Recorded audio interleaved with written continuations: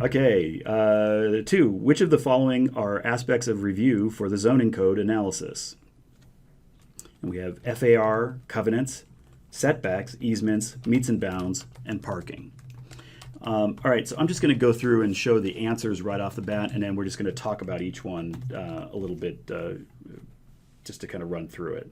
So the potential, the correct answers here are A, FAR, that's part of zoning. C, the setbacks, and I'll talk more in a second about what that is. And then F, the parking.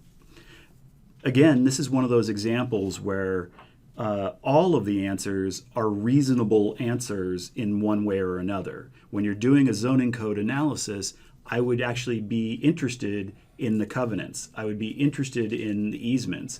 Those are things that are similar to the zoning code, but they are not the zoning code. They are separate legal documents that are private legal entities that are not part of the zoning.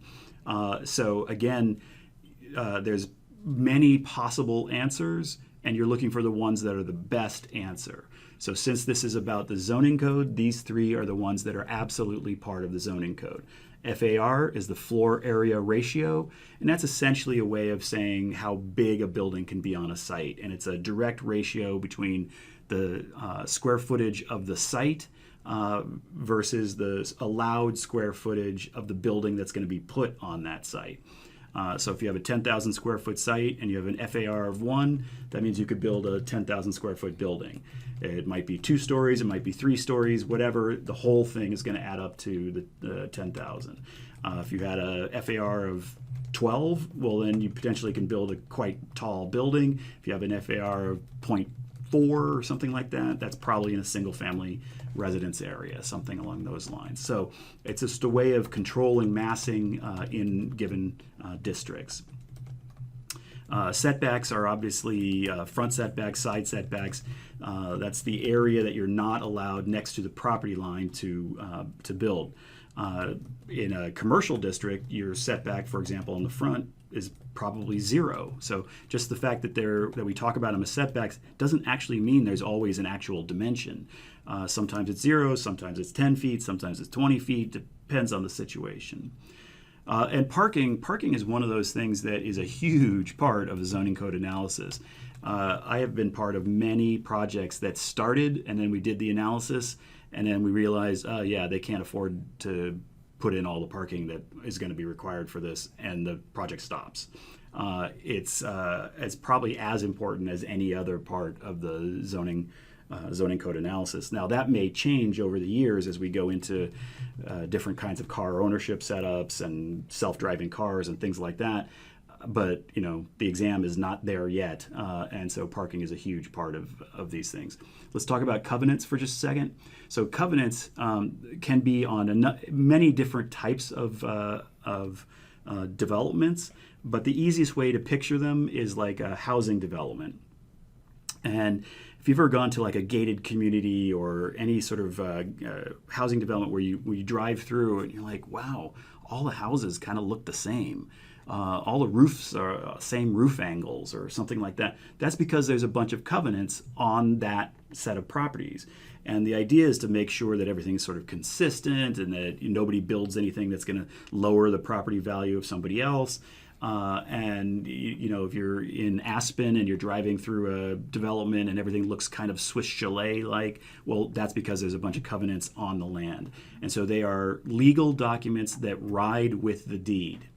And so when you buy into that, you are buying into not only the piece of land, but the covenants, the rules by which you are allowed to build on that land. It could be materials, it could be location, it could be the fact there was actually a big court case a little while ago with somebody who was trying to, for sustainability reasons, got rid of her dryer because she thought it was a big waste of energy. And so she was hanging her clothes out on a clothesline, and she got sued because the covenant said you weren't allowed to do that. Right, so it's both architectural and other issues, like you can't put a truck in your driveway, things along those lines. So it's a pretty big grouping of things, but it's very important. You obviously wouldn't want to design a house without looking through the covenants if there were covenants on that site. If you're just doing a one-off building in a one-off location where there's no big developer involved, then covenants are not going to be involved. But in any sort of big development, you will definitely find them. Easements. Easements are an interesting one because they're very similar to zoning setbacks, and so it's often confused with setbacks. You'll have often, like, for example, a utility easement for electric line or something along those lines.